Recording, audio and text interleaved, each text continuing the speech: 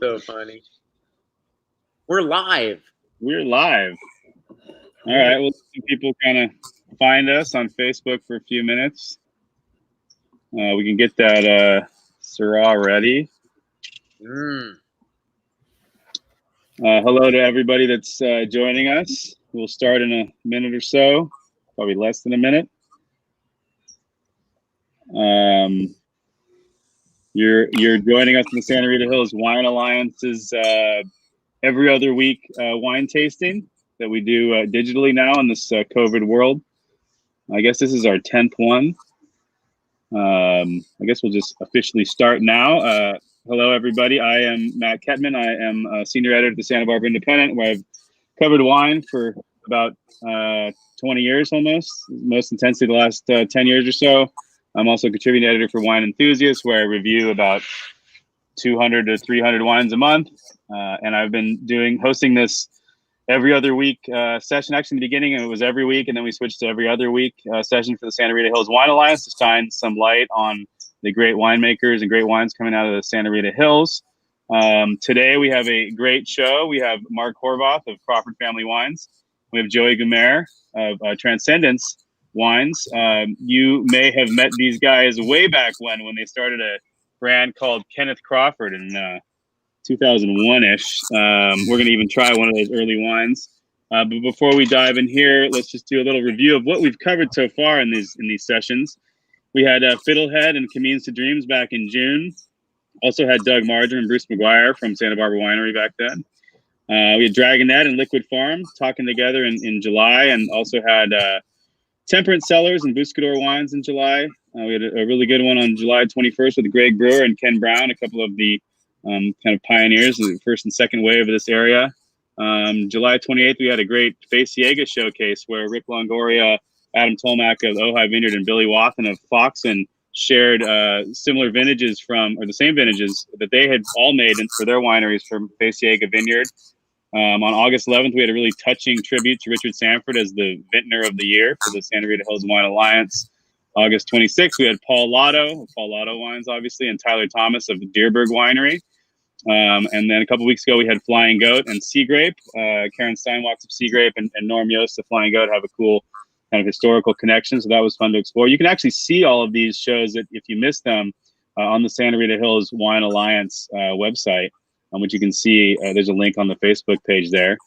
Coming up on October 6th, we have the Hitching Post, Frank Costini and Gray Hartley, and then Pally Wine Company's winemaker Aaron Walker, who happens to be Gray Hartley's son-in-law, so a little family affair there. And then I'm lining up dates for October 20th, and I think we're going to do November. We're going to skip Election Day just in case bad things happen, and we're going to go to November 10th and November 17th, and then jump into December for some of the last ones. So that's the upcoming schedule. But today we have a super special show, as I mentioned, with Mark Horvath of Crawford Family Wines and Joey Guimert of Transcendence Wines. And these guys, founded Kenneth Crawford Winery together back when they were little guys.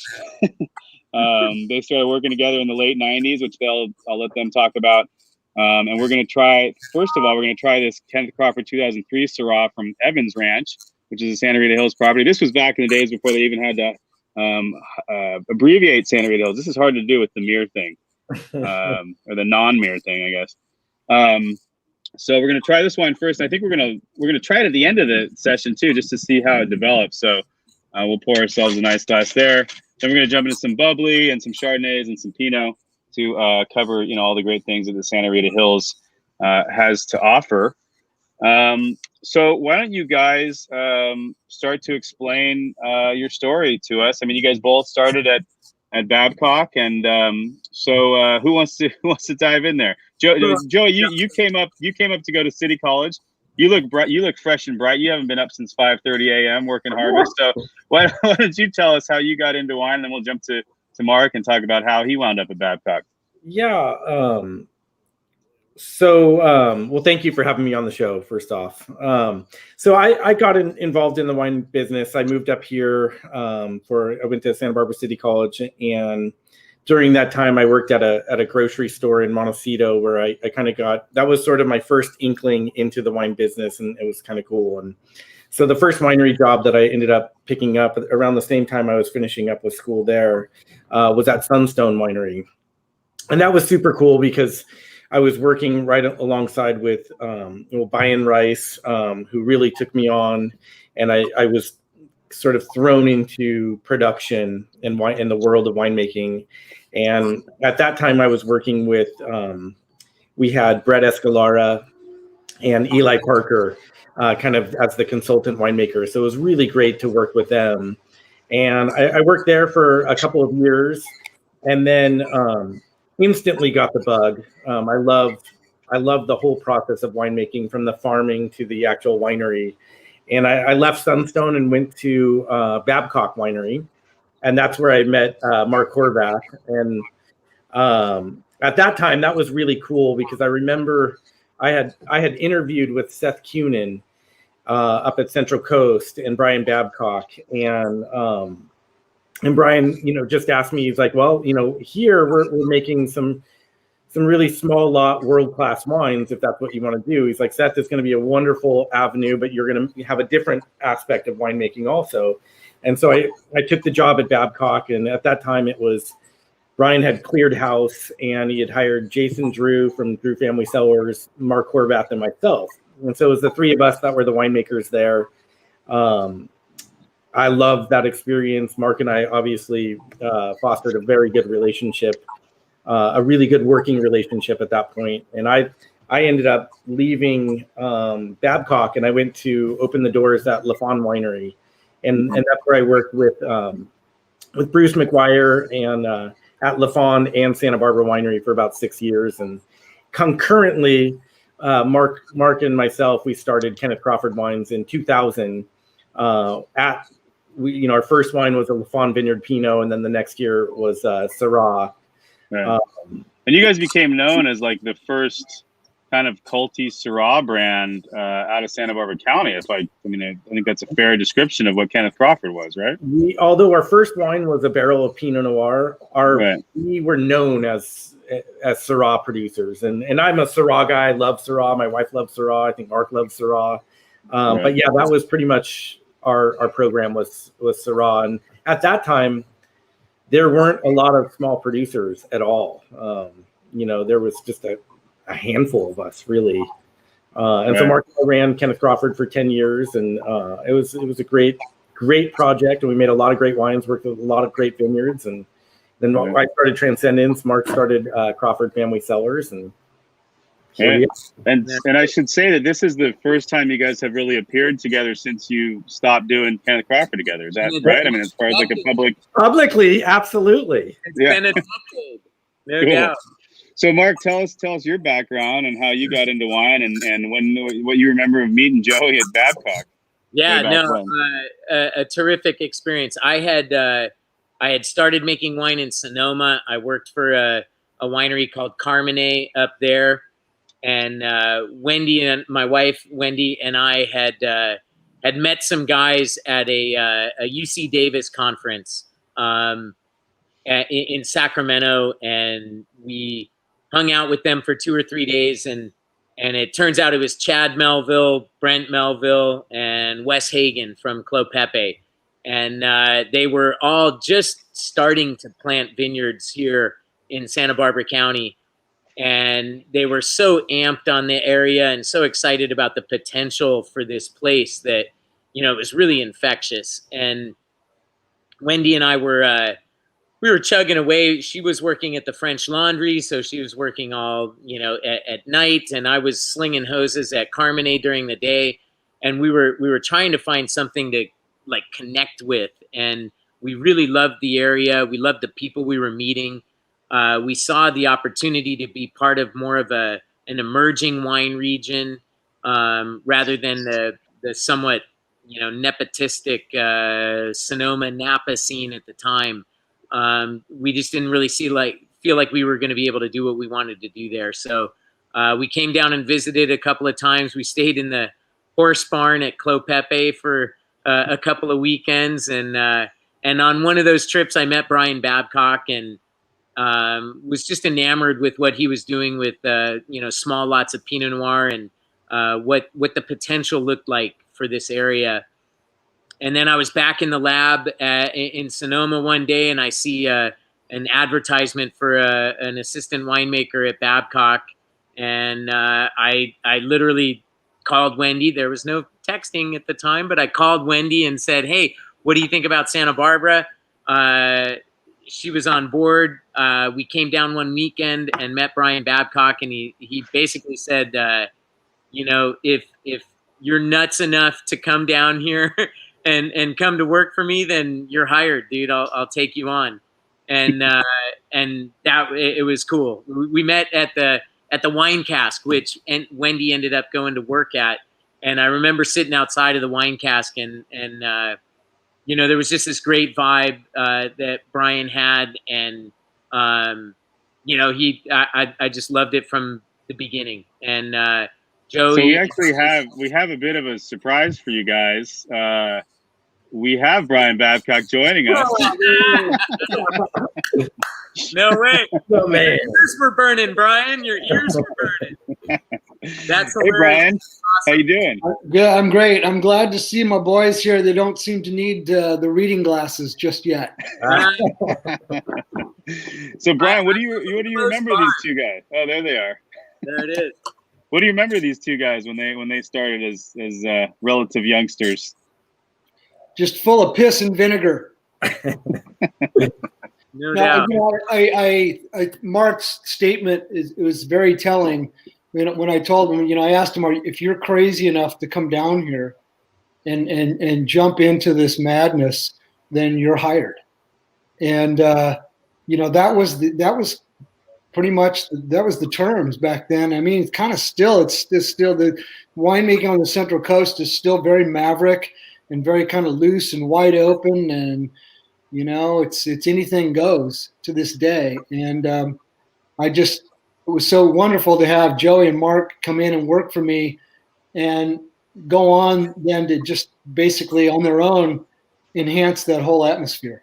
I'm so proud of these guys, what they've been able to accomplish. And I mean, it's, anybody that can make a living in this crazy business is, got to have some durability, got to have some ideas. And I mean, I'm at a point in my career now where I'm on a crusade to have fun again. That's just, that's really what it's come down to. That's a great place to be. And these guys will get that. They will get that in a heartbeat. And what did you think when they told you they were going to focus on Syrah? Was that something that you thought was a brilliant idea, or what was your reaction? Do you remember? Well, I mean, the Rhone Ranger, the whole kind of Rhone movement was well underway at that point. So Syrah was nothing new. It was nothing shocking. I think their take on it was new and refreshing. And they were probably, looking at the possibility of some cooler climate fruit. So, yeah, I mean, to the extent that it was something different back then, it was exciting. Right. Joey, Matt, what do you? I remember I was very young when I went to work for Brian Babcock, and there were days. One of the coolest things that Brian would do for us is he would take the team out there in the vineyards to look at what we were doing and why we were doing it, and then he would leave and go back to the winery, and we'd be out in the vineyard, and it was like, wow, it kind of blew my mind. Like it made, it was just really cool what we were trying to do in the whole pursuit of making these wonderful wines. But I was very much still learning, as I still am today. But I remember there was a morning going into work where we had a bunch of things fermenting, and I had the previous night bunged something up really tight, and Brian was coming into the barn in the morning time and pulls the bung, and the whole thing blows up in his face, like everything. And I just remember, like, you can't shower the boss down with wine in the morning. Like, there was definitely some learning moments at Babcock.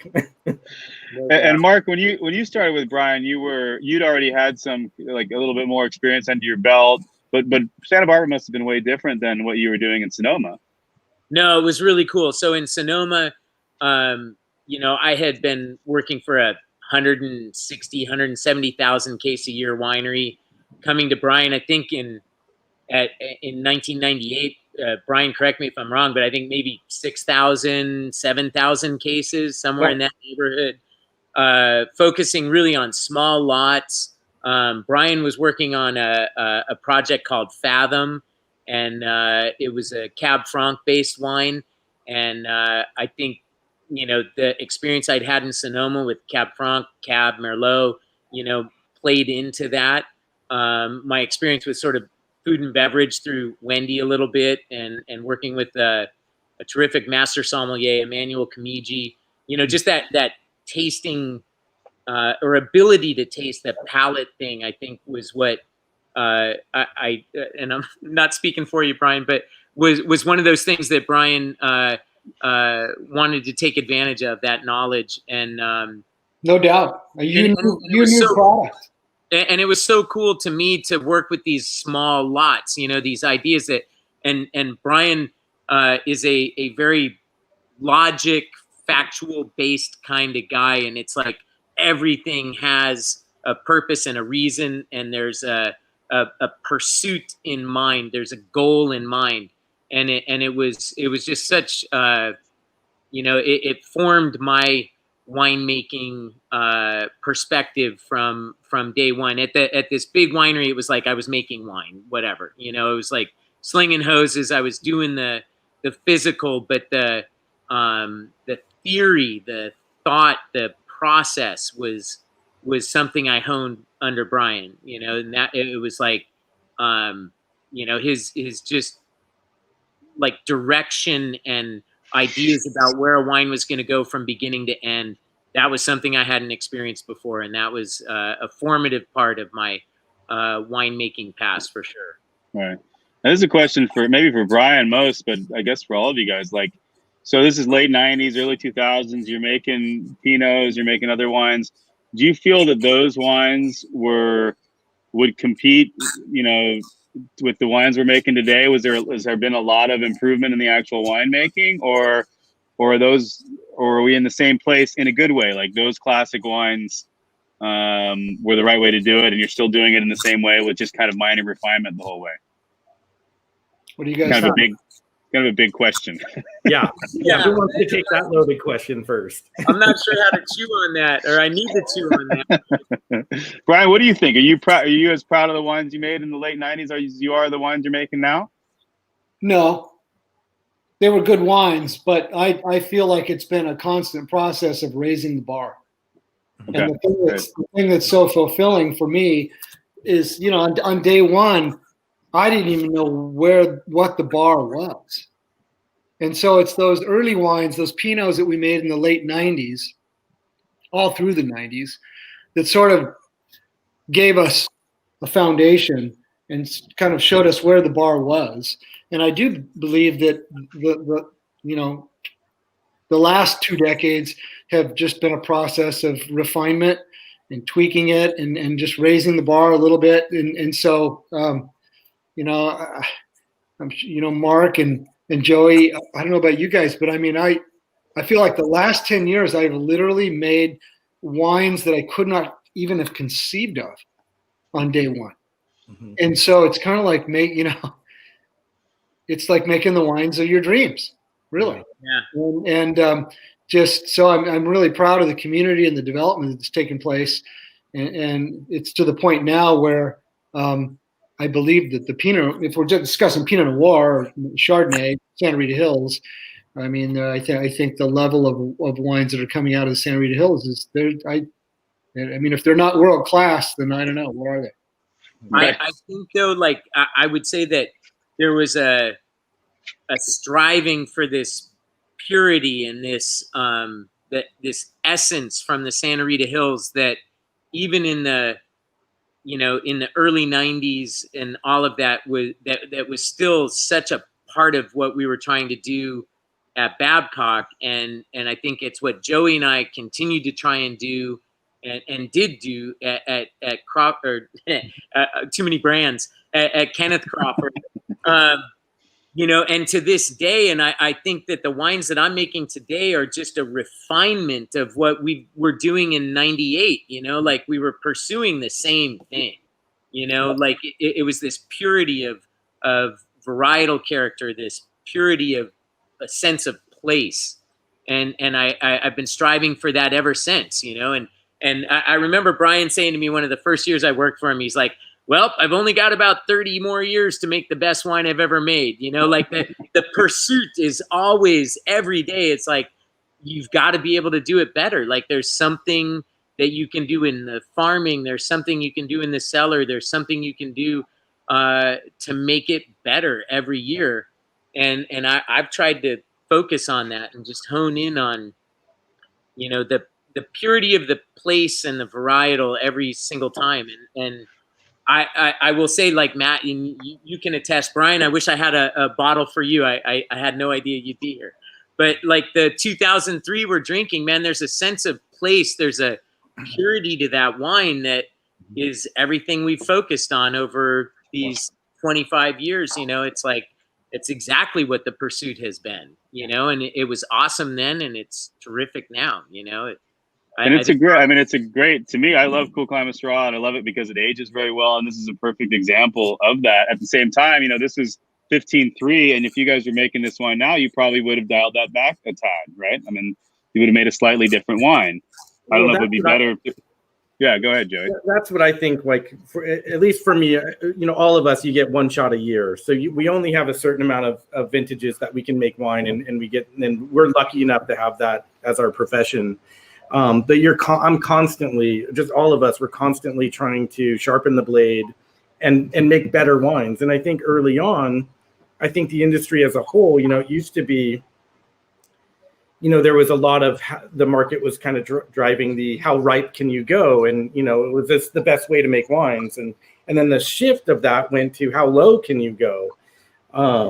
Personally, I feel like I've always been kind of more vintage driven, and the older I get and the more vintages I have under my belt, you know, the importance for me in the acidity, the role of that in my wines, to where I don't pick as ripe as I used to in the early 2000s, but I don't pick as low. You know, I think the vintage is going to tell you, I think you have to get out and you have to look at your fruit, you have to taste your fruit, you have to see what's going on. And I think if the wines are balanced, it's not going to matter where the alcohol is, whether it's high or low. It's going to be an expression of that year. And I will say this is there's no booziness at all of this. It works perfectly well with that alcohol level and everything else that's going on there, because there's a lot going on there. And that's one of the things I think about Cool Climate Syrah, is that you can kind of push it either which way, and you still get this varietal character that is, to me, just fascinating. I will say this wine, so this is the 03 Evans Ranch.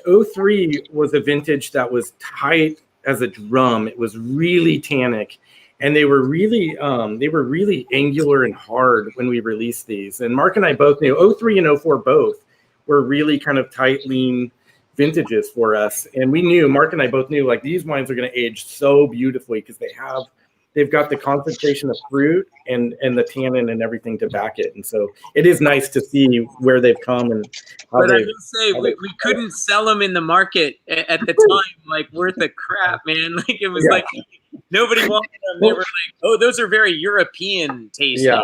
You know, and like, nobody would take them at the time because they were like too structured and too, whatever.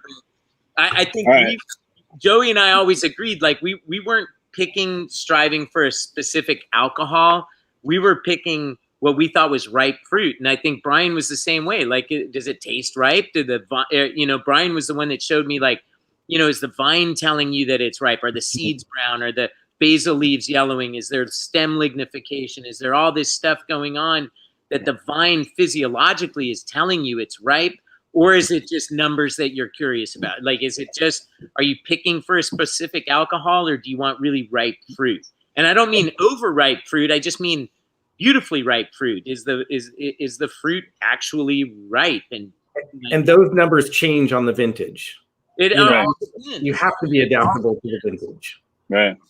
Well, we got a lot of wine to drink here. We're halfway through. We haven't even started trying your newer wines. Brian, I don't know if you want to hang out. You're welcome to. If not, we could bid you adieu. You know what? You guys got some work to do there. So I just want to say congratulations, guys.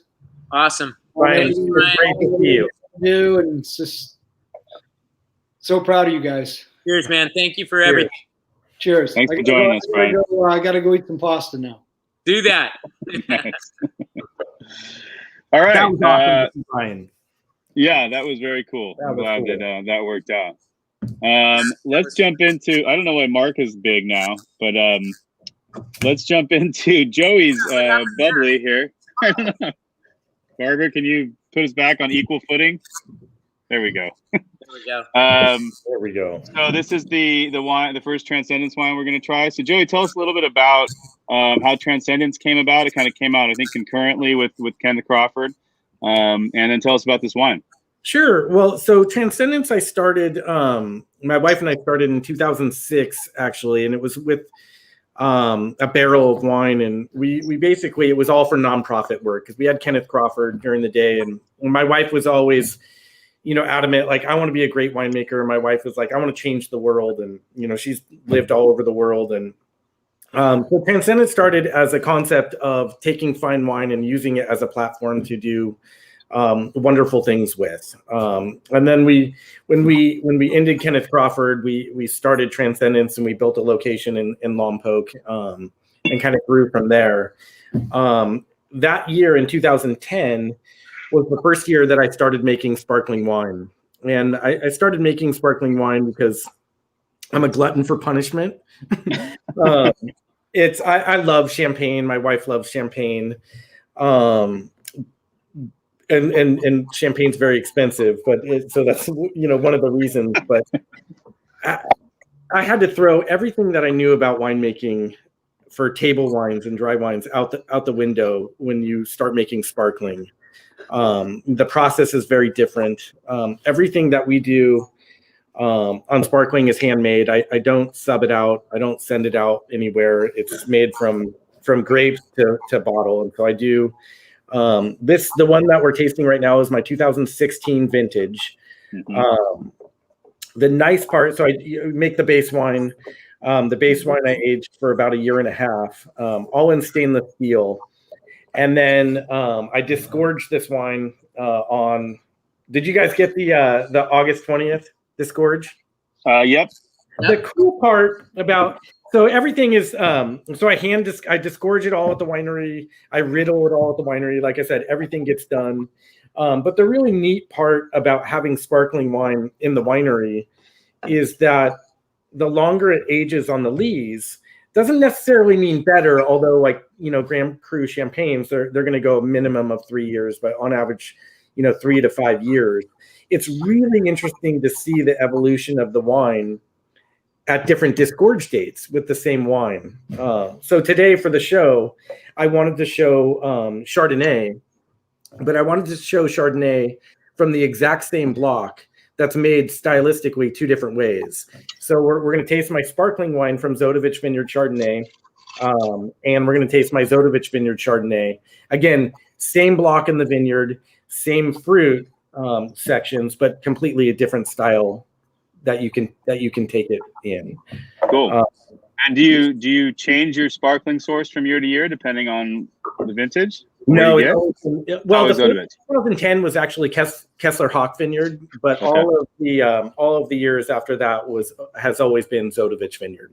Yeah. So it's always been. I've got an acre of Chardonnay out there in Clone 76, which I love, and it's a great block for both Chardonnay and for sparkling wine. And you picked how different is the pick? Yeah. Like how earlier is the sparkling pick for the still pick? Yeah, so the sparkling picks it's a summer wrecker. You're not ready for harvest yet. So I picked this wine when it's right about 19.5 bricks, right in there, and about a 3.0 pH. I mean, it is zippy with acid. And so that's, and then about a month later, month and a half later is when I pull for the regular Chardonnay program. Yeah. And I would say, it's a winemaking is always, it's a learning curve. You get one shot a year, and I've been lucky enough on, actually the 16 was the first vintage where I was working with a gentleman from Champagne. Because it's tricky, it's tricky to get the right. You're making bombs. You're making your base wine, and then you're throwing a bunch of sugar and yeast in a bottle and capping them up. I have had a few bottles blow up. Yeah. It happens, and then the tricky part too is where you top the bottle is also going to determine like how much pop when you open it up. So there's all these little tricks that I've learned over the years with it. You use this. I like the name Summer Wrecker. Yeah, Summer Wrecker. Yeah, probably not taken. Probably not taken either. Do you use the same yeast for the sparkling as you do for the still wine? I do not. Although for my my still wine, I do also use a champagne yeast. For this particular champagne, I'll have to look for the name of it. But the guy in Champagne was like, "No, you got to use this yeast. Like this is the best yeast." So, and I can't think of what it's called. But I think for the previous vintages, it was like EC 1116 or something. Yeah. Oh, that one. Yeah. Yeah, that one. Yeah, some neutral strain. But do you find as much vintage variation on sparkling wines as you do on the still wines, generally speaking? Yeah. Yeah. Absolutely, and I age all my base wine. It's all in stainless steel, so I'm really not letting it see too much oxygen. You definitely get vintage variation. I think as what I've seen also is you get variation with the amount of time on the lees in bottle, and that's really cool. So to taste one, like taste a 2016 that was disgorged now versus 6 months ago. Tastes different, Mm-hmm. Whether that's better or not, it's subjective. But are you disgorging based on when you're ready to sell more of that vintage kind of, or how are you deciding? Yeah, cool. Yeah, so it's like let's do more now. Let's do more now. Yeah, I do. So all of my wines are almost entirely through direct to consumer, and I've got a riddling rack where I do 10 cases at a time. So I'll disgorge 10 cases at a time, and however, depending on how often how fast I go through those 10 cases, I'll disgorge the next batch. Right. Great. Yeah. Mark, you make any sparkling wine? I don't, but I've been talking to Joey a lot about it. I was trying to get him to do it this year. I was going to help him on. I almost jumped in this year, but I'm a little nervous about it. And I've had some pretty tasty sparkling Albareños, actually. I know you make some Albareños, so and I've always thought Albareño with the acidity that it has would make a really, really interesting sparkling wine. But I've been chatting with Joey a bit about it, and I think he'll do it. It's probably in my future, but he's got a lot of great information. So I'll let him try it and then tell me all the tips. All right. Let's move on to the Chardonnay then, from the same block of Zodovich Vineyard as we just had the sparkling. All right. Different vintage. Just last year. Yep. So this is my current release, 2019 Zodovich Vineyard Chardonnay. I also started making this wine from this block in 2010. So I've worked with this block now for, this will be my 11th year. The idea on this Chardonnay, what I always wanted to make Chardonnay that tasted like Chardonnay. I didn't want to tweak it at all. I didn't want to put it through, I've made a lot of Chardonnay for other wineries. Santa Barbara Winery, we made thousands of cases of Chardonnay, but I wanted Chardonnay grapes. They have beautiful acidity and they have a great focus. And I think some winemaking techniques, they can kind of go in a different direction on that. So the idea on the Chardonnay was to make it taste like Chardonnay. So we picked it. I'm really, really concerned about the acidity level when I pick it, more than the sugar, actually. I fermented it in stainless steel, really like a cold fermentation, like 65 degrees, temperature controlled. I do use a champagne yeast because it's a very neutral strain. I age it on its lees for about 5 months without stirring, and then I bottle it. And so the idea was I don't tweak anything at all with winemaking techniques and style. I want it to taste like Chardonnay. There's zero malolactic fermentation, so it has all the malic acid still.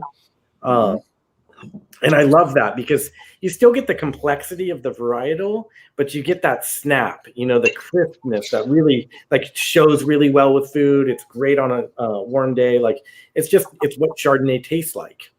Yeah. So. And I think that Malick kind of elevates the sense of minerality too. Like does something to lift that kind of rocky flavor. I'm not sure what that dynamic is, but now that you say that, it does make sense to me that a lot of these wines that are brisker do have that rockiness, and most of those probably have not gone all the way through Malo. And Vodovich has it's a terrific vineyard for Chardonnay because it holds on to its acidity really well.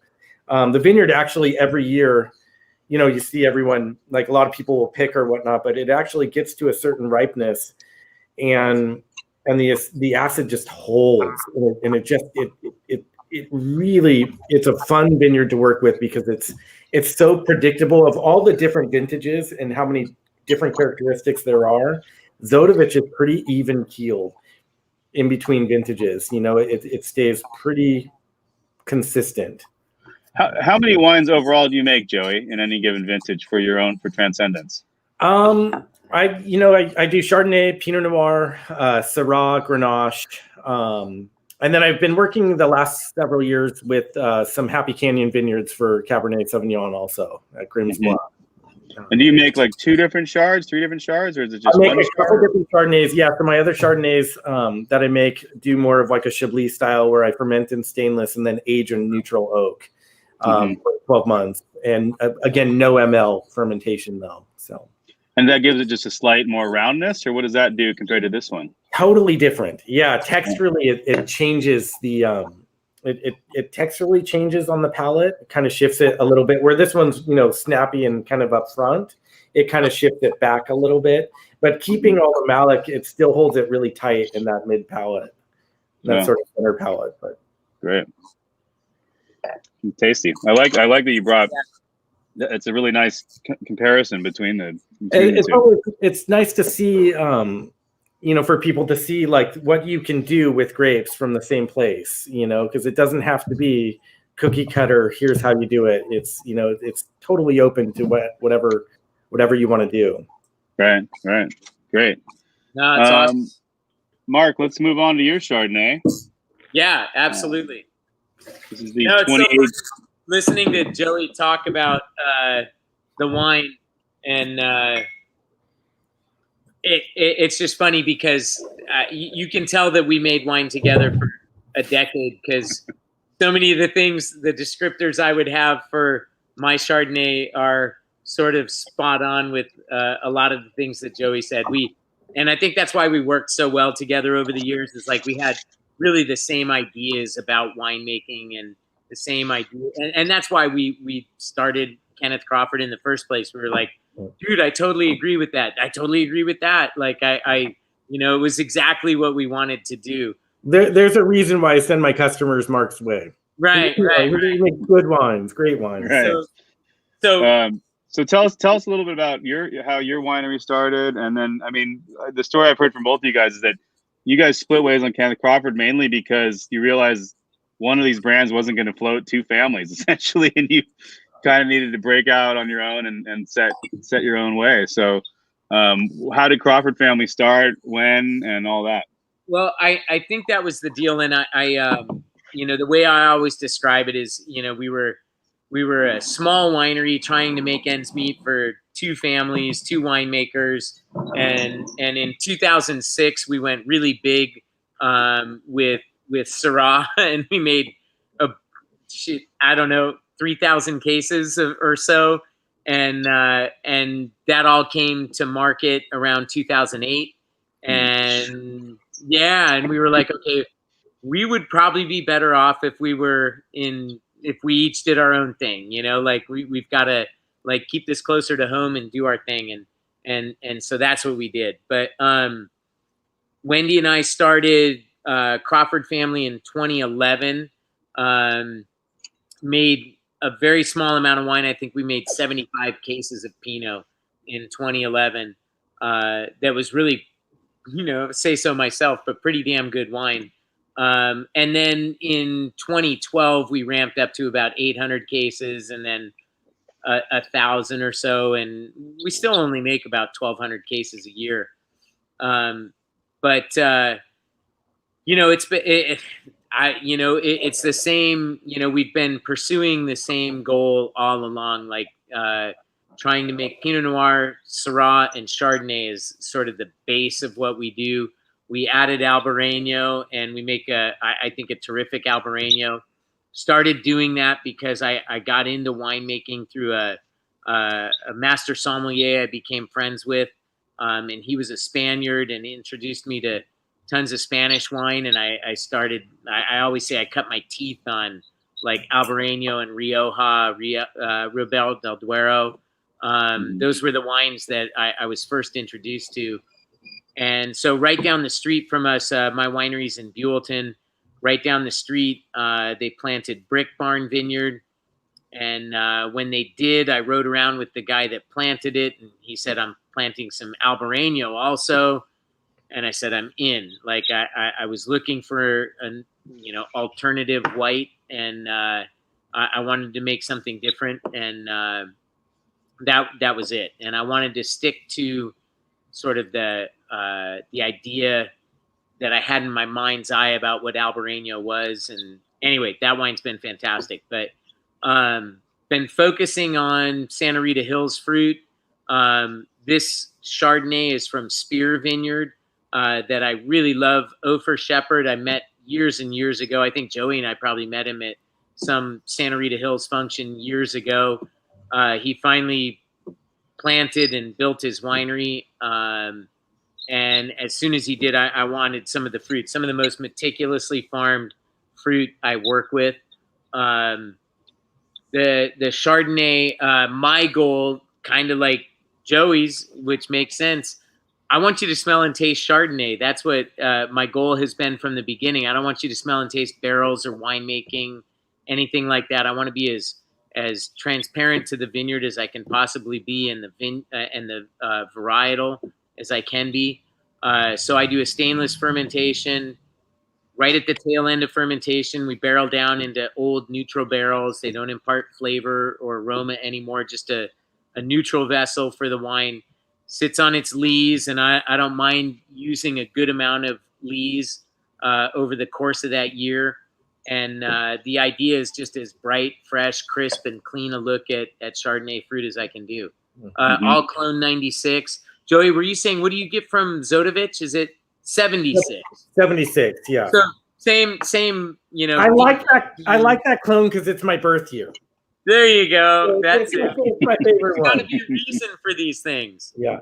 Mark, how did this go through ML at all? So I don't inoculate, but I don't inhibit. And so the pH is really pretty low for ML. ML does not like to go sort of spontaneously through in a wine that's got a pH like below 3.3. And this usually starts in the high 3.2s, maybe 3.3. Yeah. Over the years, it's gone anywhere from 10% to 50% through ML. I'm tasting as it's going through, and if I really feel like it's creating that diacetyl, that buttery quality, it's not really what I want, because I don't want anything to take away from that classic Chardonnay fruit profile. Yeah. So if I really feel like it's taking away from that, I'll nip it in the bud with, I'll put it in the cold and add some SO2 and stop that ML fermentation from continuing. Yeah. This particular wine went about 40% through. So a little bit of ML, which I think, otherwise straight out of tank, it would have torn the enamel off your teeth, and it would have been, it wouldn't have been fun, it would have hurt, and it shouldn't hurt. So this it just has a slight more of a creaminess than Joey's Chard, right? I mean, you can tell a little bit of that mallow in there, which is great without getting any of the buttery character or any of the oak character. It just has a slight bit more smoothness to it or whatever. Yeah. So when I first tasted them, I Joey's has this great sort of brioche nose to it, and on the nose, I think the wines are kind of different, but on the palate, there's like, okay, so we both came up together making wine together. They're really, there's a distinct similarity between them. And I think part of that Santa Rita Hills, and I think part of that is winemaking, that they're of the same vein. There's no question. And Right. fresh, crisp acidity across the board. Like, acidity is super important, I think, to both of us. And you taste a flight of my wines, like, you'll know that acidity is kind of key for me. Like that, Right. that structure and acidity is really important. Great. Let's move on to your Pinot. You got it. And from another, I mean, Spear is one of these, you know, increasingly, I think, important and iconic vineyards in Santa Rita Hills, and then Radian is just like that too. I mean, one of the most dramatic vineyards I've ever seen, making some of the most interesting fruit out there. So tell us about this wine, and we're drinking the 14. So I pulled the 14. We've been, and it's totally the tasting room plug. You know, I've been, we always try and pour a wine in our tasting room that's from our cellar, that has a little bit of age on it. And this one was 6 years of age on it. It's really kind of softened and rounded out a little bit, but, you know, it shows off all the qualities of terrific Santa Rita Hills Pinot that we love. I do about 25%, 30% whole cluster fermentation. So what I want from the stems in this, and you definitely get a bit of stem quality, but what I'm really after is the structure. I want, you know, Pinot has so little tannin on its own. I want a little bit of structure, a little bit of tannin from the stems to shore up the back end of the wine and give it just a little bit more staying power on your palate. This one, Radian has just, when I rolled into Radian the first time when it was first planted, I actually was, and Brian's gone now, but I actually had this awesome opportunity to like kind of shadow. I went with Brian and Ken Brown, and I basically took whatever they didn't want. You know, it was like like they were like, "We'll take this," and I'll take those N4 rows. You know, I'll take this. I'll take those last 2 rows. You know, whatever and we walked all over that place, and I remember, you know, calling Wendy, my wife, after and saying, like, so for the first time in like a decade of winemaking, I had absolute chills looking at a vineyard. Like, it's just so dramatic. It's so on the edge of where you can possibly grow something like this. Like, it's so inhospitable for growing anything. And looks like a huge ski bowl, and there's aspects, like every aspect you can imagine is there, basically. That's it. And I've always had this block 50B down in the middle of you know, the Pinot Bowl, as they call it. Yeah. 50B's like down right in the center of it. Super steep slope, tiny little block. It's a 0.95 acre block, which was perfect for me. That's what it went into this wine. So you told Wendy how beautiful the block was, and then how was it when you told her the price? Yeah, well, we don't talk about it. Yeah, that was later on. But we paid what for that? You still use the same block today? So this wine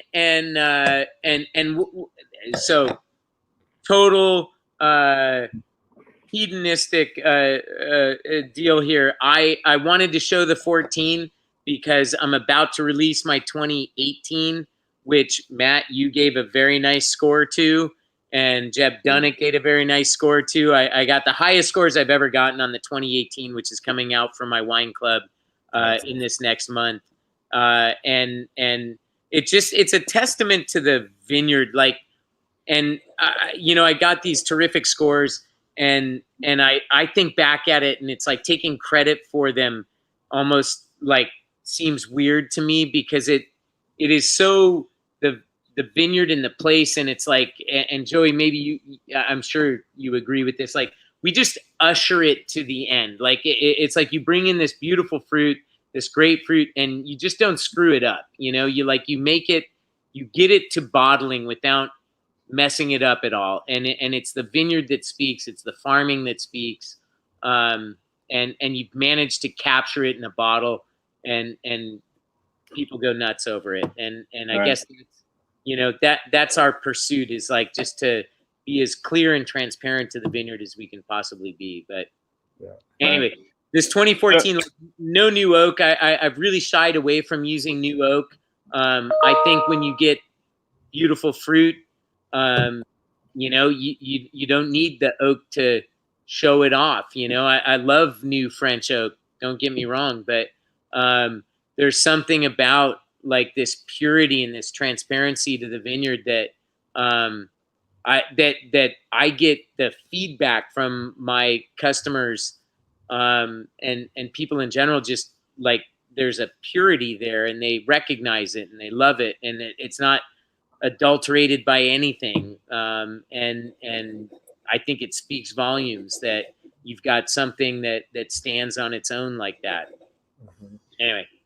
And do you treat the 2018, was it more or less made in the same fashion, similar amount of whole cluster? And exact same way, about 30% whole cluster, no new oak, done in small 1.5 ton fermenters, punched down. And so if there's anything I've done, like, to be geeky about winemaking, if there's anything I've done recently to change somewhat stylistically, is I punch down less. I macerate the fruit less these days than I used to. I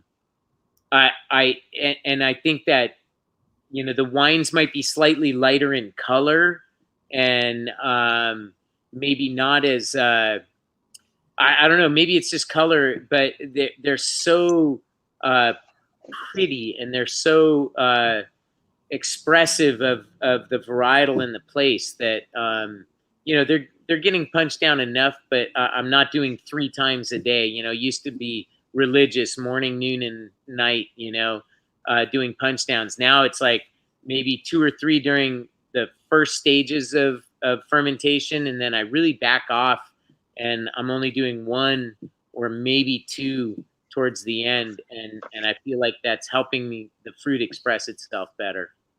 Right. Joey, do you have any? What are some of your favorite Pinot vineyards in the Santa Rita Hills? What are some of your go-tos on your Pinots?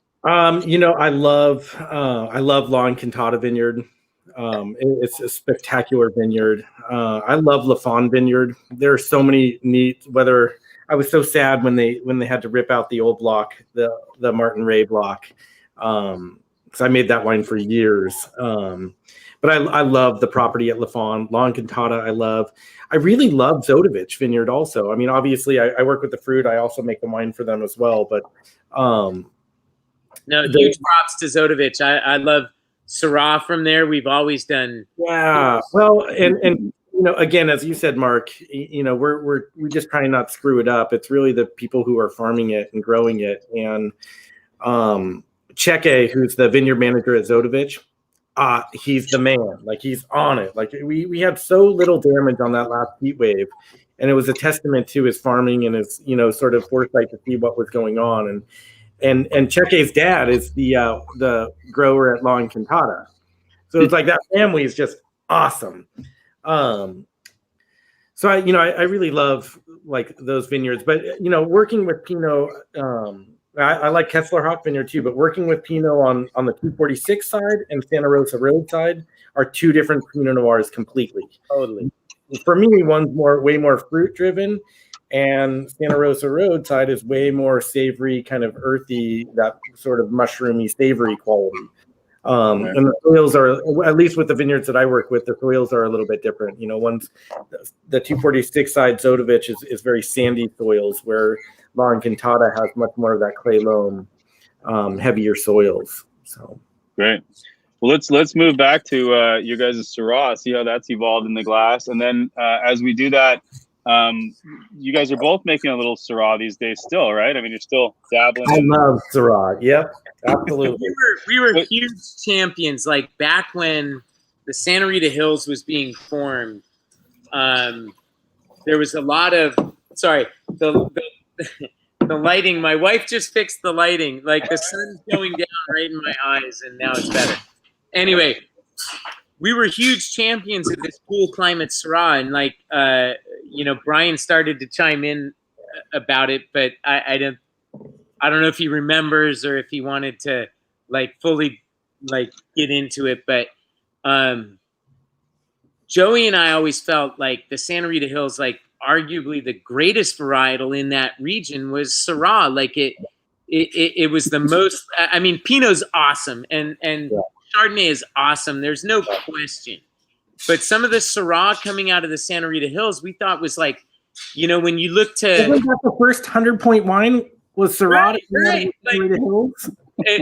And so, you know, when you look towards places like Hermitage and San Josef and these places that are the greatest places on earth for Syrah or for wines in general, you know, they make Syrah that is like what you can find in the Santa Rita Hills. And we just always, you know, when the Santa Rita Hills was first founded, you could only show Pinot and Chardonnay.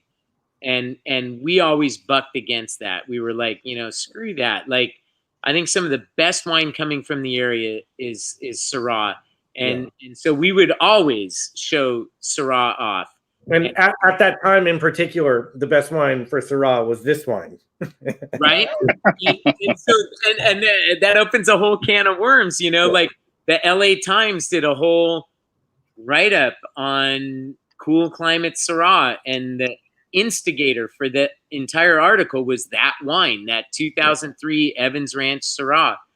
And we got so much pushback, and then it ends up that some of the highest scoring best wines from the Santa Rita Hills have been Syrahs. And that's what we were championing all along. We just felt like, why has it not? And I know, like, overall Syrah has kind of a weird identity in the marketplace. Some places it's very ripe, and some places it's more lean and savory. Why has just the cool climate Syrah, if we just make that a category, there's just not enough of it for it to take off as a category, or people don't understand it? And I tend to find it like a divisive wine, and I've said this on these sessions before. Like, I love it, and then I'll bring it out at a party, and half the people love it, and half the people think something's wrong with the wine because you get all of these savory, peppery character. I mean, do you think consumers are getting it? There's a weird disconnect between wholesale and retail. Because if I get someone to come in my winery, they always buy the cool climate Syrah. They love it. You go show your cool climate Syrah to a sommelier at a restaurant, and they're like, I don't know.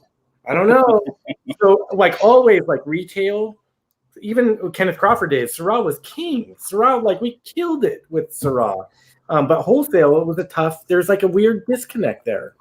I totally agree. Like, you know, at the tasting room, people come in and they're like, oh my God, that Syrah was amazing. But then out in the market, and Matt, you have a much wider view of these things, but I think Syrah has been this weird anomaly in the wine world where, you know, people love it, but it's never garnered the kind of attention that some other varietals, Chardonnay, Pinot Noir, Cabernet Sauvignon, you know, it's never gotten that same kind of attention. And yet when people come in, like Joey just said, like when they come in person, that's the wine that really flips them out and that they go nuts for. And I know, like, my favorite wines in the world come from the Northern Rhone. Like, I love Syrahs from Hermitage and San Josef, Co-Roti. Like, those are the wines I aspire to make, you know? I just wonder if maybe the Northern Rhone is, if you look at it compared to Cab comes from Bordeaux and Pinot comes from Burgundy, those are both somewhat bigger regions. So maybe like the old world footprint for Syrah is too small and hasn't been able to cast as great a light or something. I don't know. Well, and I also think it was the first wine that turned me on to like being like, oh, these tasting notes aren't just a joke. There's actually pepper here. I get it, you know? Yeah. And I think that, I don't know, Syrah can be made in so many different climates, and there's so many different iterations of it. And in my humble opinion, you grow it in a warmer climate, it makes a nice wine, but it misses some of the things that are, I think, quintessentially Syrah. Like, it makes a nice, you know, fruity wine, but in a cooler climate, you get that tar, tobacco, acid, like that, and it hangs onto its acid, so you get this structure behind it too. and I just think there was just an ocean of Syrah. I think the Shiraz from Australia, awesome stuff, but confused the market a little bit at the same time.